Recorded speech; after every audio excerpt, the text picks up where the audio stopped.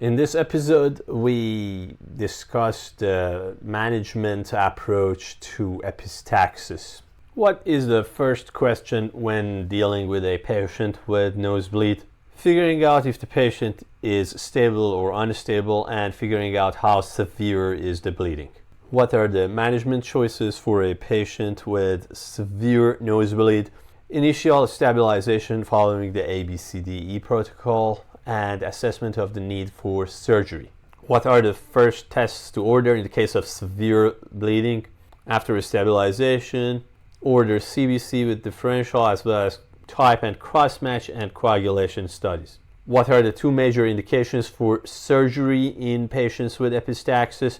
One is if the patient has a life-threatening nosebleed, and the other is in the stable patients if all the step-up treatment options are exhausted and fail to manage the nosebleed. Now, what are the surgical procedures? They include either ligation or embolization of the internal maxillary artery. Okay, now let's move to the stable patient or not severe patient. True or false, the first test to order in all patients with nosebleed is coagulation studies. That is false. What are the exact indications for performing coagulation studies and bleeding tests in a patient with nosebleed?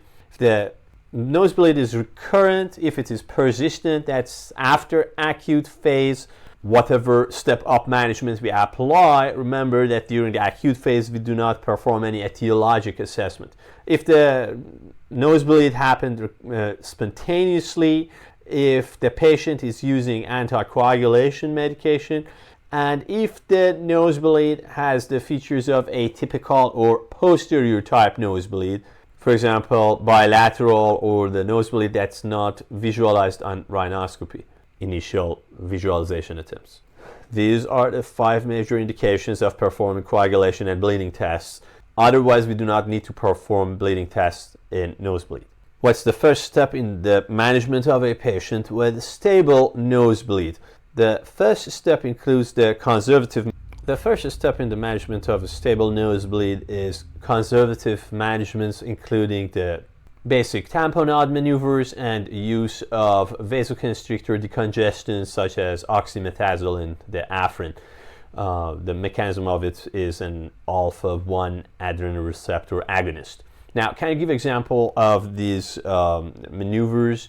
Basic tamponade technique simply means squeezing the ala, the nostril pinch, while bending at waist, not necessarily at neck, but at waist, for around 5 to 10 minutes. Now, is there any limit to the use of the spray oxymetazoline as the initial management together with the squeezing maneuvers? It should not be used for more than 3 days. Why is it so? It could cause a rebound congestion referred to as rhinitis medicamentosa. So because of that, the limitation is just maximum for 3 days of use. If the initial maneuvers fail to control the epistaxis, what is the next step? We need to perform anterior rhinoscopy to identify the source.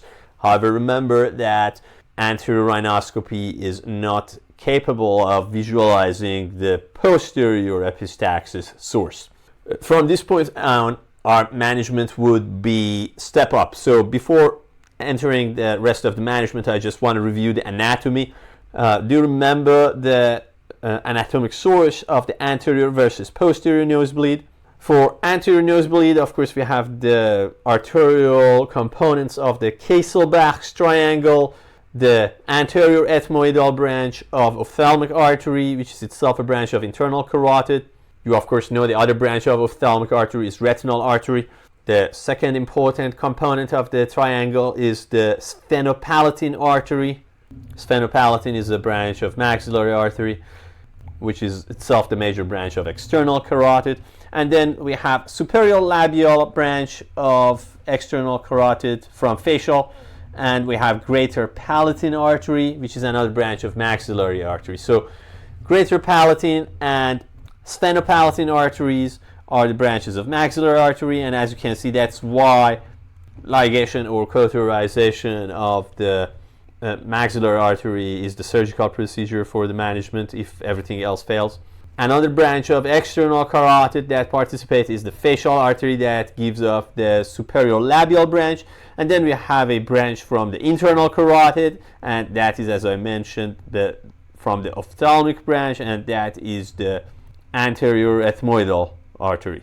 So these are the arterial components of the Cassel-Bax triangle involved in the anterior nosebleed. Anterior nosebleed is usually unilateral, is usually visualized in the standard or anterior rhinoscopy. Okay, now is the most important part. If the initial maneuver and oxymetazoline 2 puffs fail to manage the anterior nosebleed, what's the next step? We cauterize one side after rhinoscopy. Why we need to make sure we have performed rhinoscopy first? To make sure we are dealing with anterior nosebleed. So some of the methods could apply to both anterior or posterior nosebleed, but this is our step up. After rhinoscopy, in the cases of failed initial workup, we begin with cautery for the anterior nosebleed, and cautery could be performed either by electrical methods or by silver nitrate. What's the important rule of cauterization? It should be only applied on one side to avoid septal perforation. Now, if cautery fails to control the nosebleed, what's the next step? We perform anterior packing, and cocaine as vasoconstrictor spray is also available in the form of nasal solutions. If anterior packing and topical cocaine fails to control epistaxis, what's the next step?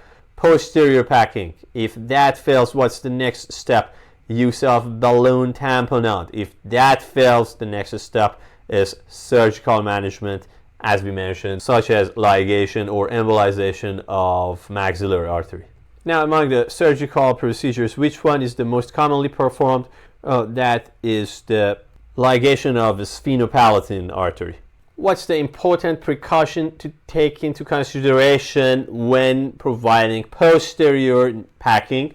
Remember, if the posterior packing fails, we proceed with balloon tamponade, as we mentioned. However, if posterior packing is needed for more than 5 days, and that's the case that posterior packing successfully controls the posterior nosebleed, if any tampon remains in place for more than 5 days, there is a risk of a very dreaded condition, toxic shock syndrome, and to prevent that, we need to give patient anti-staphylococcal antibiotics. We could go with either cephalexin or clindamycin. The latter covers MRSA as well. Now, what features could hint in favor of a posterior nosebleed? We have mentioned some of them so far, and one of them is the fact that it would not be visualized on standard or anterior rhinoscopy. The other factors that could hint in favor of posterior nosebleed or posterior source of nosebleed is a bilateral bleed. Bleeding that happens in a patient with underlying coagulation disorder, though it could be anterior or posterior. Bleeding after a trauma could be posterior. Posterior nosebleed, because it is bilateral, could be associated with choking.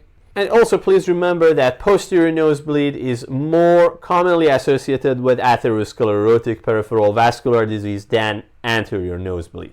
On the other side, we have less pathologic, I should call them, risk factors for the anterior nosebleed, such as nose picking, nasal dryness, rhinitis or allergies, deviation of nasal septum, while coagulopathies could be associated with either type. For example, a patient who has cirrhosis or a patient with hereditary hemorrhagic telangiectasias. So if you are asked, hypertension could be associated with what type of nosebleed, remember, it's a risk factor of atherosclerotic cardiovascular disease, and therefore it could be more commonly associated with posterior nosebleed. The final question of this episode is the indications of coagulation studies and tests for bleeding disorder. I began this episode by mentioning that we do not need to perform these tests in every patient with nosebleed. So what are the indications? I repeat this given the significance of this and how many times it's been asked in different standardized tests. One is recurrent nosebleed, the other is persistent, the other is spontaneous, the other is in patients who take anticoagulation medications, and finally in the patients with atypical presentations or those of posterior nosebleed.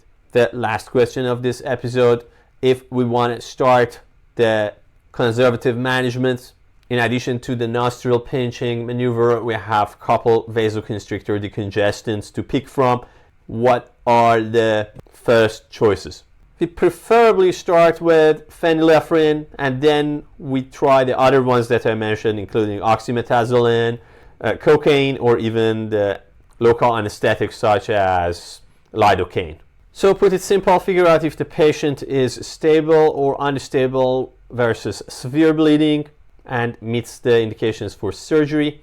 For stable patients, initiate with the maneuvers and some vasoconstrictor decongestant. If it fails, we need to localize with rhinoscopy and also categorize them into anterior versus posterior type. For the anterior type, we begin with cautery and anterior packing. For the posterior type, we begin with posterior packing.